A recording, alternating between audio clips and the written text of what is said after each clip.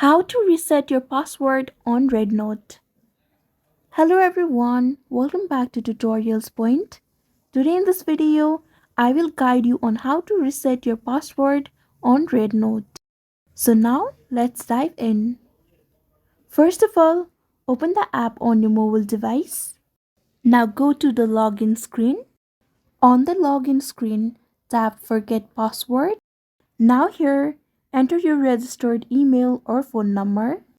After that, check your inbox or messages for a reset link and follow the instructions.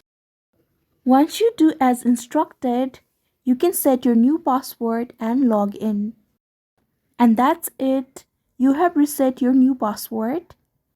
I hope you found this video helpful. Don't forget to like, share and subscribe to our channel. Thank you so much for watching. See you in the next one.